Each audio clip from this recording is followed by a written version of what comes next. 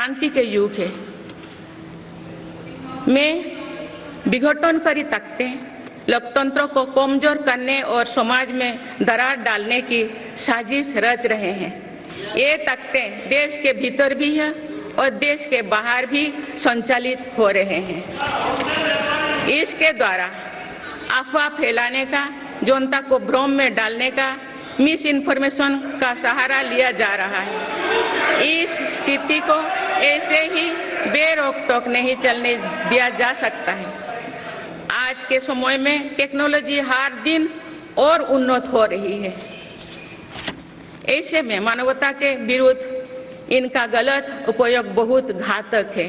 भारत ने विश्व मंच पर भी इन चिंताओं को प्रकट किया है और एक ग्लोबल फ्रेमवर्क की वकालत की है। हम सभी का दायित्व है कि इन प्रवृत्ति को रोके इस चुनौती से निपटने के लिए नए रास्ते खोजें। माननीय सदस्यगण, 21वीं सदी के इस तीसरे दशक में आज ग्लोबल ऑर्डर एक नया शक्ल ले रहा है। मेरी सरकार के प्रयासों से आज भारत विश्व बंधु के रूप में दुनिया को नया भरोसा दे रही है। मानव केंद्रित अप्रोच रखने की वजह से भारत आज किसी भी संकट के समय फास्ट रेस्पॉन्डर और ग्लोबल साउथ की बुलंद आवाज बना है। कोरोना का महासंकट हो, भूकंप जैसी कोई त्रासदी हो या फिर युद्धों की स्थितियां, भारत मानवता को बचाने में आगे रहा है। भारत को देखने का विश्व का नजरिया कैसे बदला है, ये इटाली में हुई G7 समिट में भी हम सभी ने अनुभव किया है। भारत ने अपनी G20 अध्यक्षता के दौरान भी विश्व को अनेक मुद्दों पर एकजुट किया है। भारत की अध्यक्षता के दौरान ही अफ्रीकन यूनियन को G20 का स्थायी सदस्य बनाया गया है।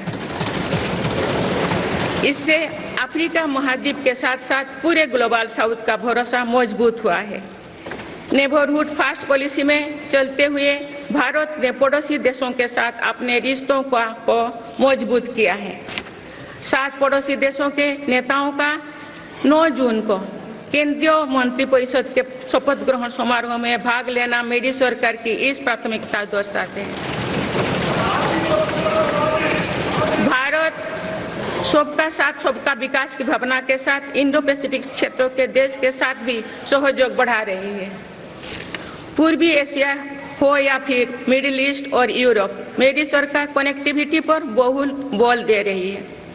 भारत के विजन ने ही India Middle East Europe economic corridor को आकार देना शुरू किया है। ये कॉरिडोर 21वीं सदी के सबसे बड़ी गेम चेंजर में एक सिद्ध होगा। माननीय सदस्यगण, आने वाला कुछ महीने में भारत एक गणतंत्र के रूप में 75वें वर्ष पूरी करने जा रहे हैं। भारत का संविधान बीते दशकों में हर चुनौती, हर कसौटी पर खरा उतरा है। जब संविधान बन रहा था तो भी दुनिया में ऐसे ताकतें थे जो भारत के असफल होने की कामना कर रही थी।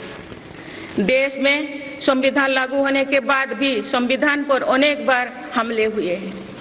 आज 27 जून है।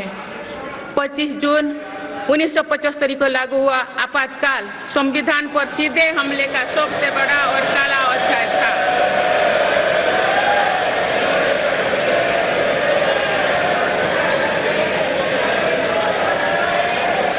पूरे देश में हाहाकार मच गया था, लेकिन ऐसी असंवैधानिक ताकतों पर देश ने विजय प्राप्त करके दिखाया, क्योंकि भारत के मूल में गणतंत्र की परंपराएं रही है। मेरी सरकार भी भारत के संविधान को सिर्फ राजकाज का माध्यम भर नहीं मानती, बल्कि हमारा संविधान जन चेतना का हिस्सा हो, इसके लिए हम प्रयास कर रहे हैं। इसी ध्येय के साथ मेरी सरकार ने 26 नवंबर को संविधान दिवस के रूप में मानना शुरू किया है। आप भारत के उस भूभाग हमारे जम्मू कश्मीर में भी संविधान पूरी तरह लागू हो गया है, जहां आर्टिकल 370 की वजह से स्थितियां कुछ और थी। माननीय सदस्यगण, राष्ट्र की उपलब्धियों के निर्धारण इस बात से होता है कि हम अपने दायित्वों का निर्वहन कितनी निष्ठा से कर रहे हैं। 18 लोकसभा में कई नए सदस्य पहली बार संसदीय प्रणाली का हिस्सा बने हैं। पुराने सदस्य भी नए उत्साह के साथ आए हैं। आप सभी जानते हैं कि आज का समय हर प्रकार से भारत के लिए बहुत अनुकूल है। आने वाले वर्षों में भारत की सरकार और संसद का क्या निर्णय लेती है, क्या नीतियां बनाती है, इस पर पूरा विश्व की नजर है। इस अनुकूल समय का अधिक से अधिक लाभ देश को मिले, ये दायित्व सरकार के साथ साथ संसद के हर सदस्यों का भी होना चाहिए। पिछले 10 वर्षों में जो रिफॉर्म्स हुई है, जो नया आत्मविश्वास देश में आया है, इससे हम विकसित भारत बनाने के लिए नई गति प्राप्त कर चुके हैं। हम सभी को ये हमेशा ध्यान रखना है कि विकसित भारत का निर्माण देश के हर नागरिक की आकांक्षा है, संकल्प भी है। इस संकल्प की सिद्धि में अवरोध पैदा ना हो, ये हम सभी का दायित्व है भी, कर्तव्य भी है। नीतियों का विरोध और संसदीय कामकाज का विरोध दो भिन्न बातें हैं।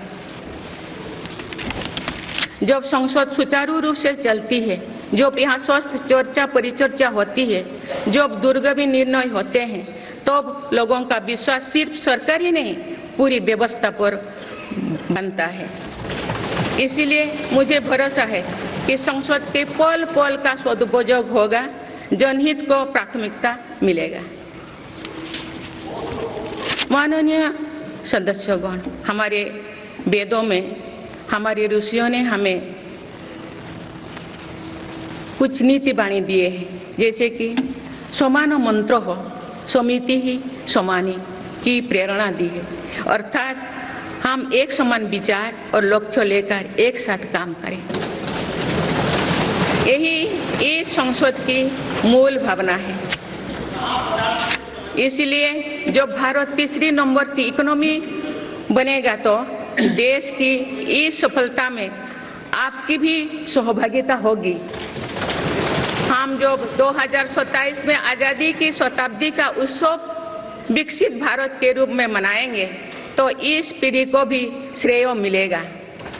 आज हमारे युवाओं में जो सामर्थ्य है, आज हमारे संकल्प में जो निष्ठा है, हमारी जो असंभव सी लगने वाली उपलब्धियां है, ये इस बात का प्रमाण है कि आने वाला दौर भारत का दौर है।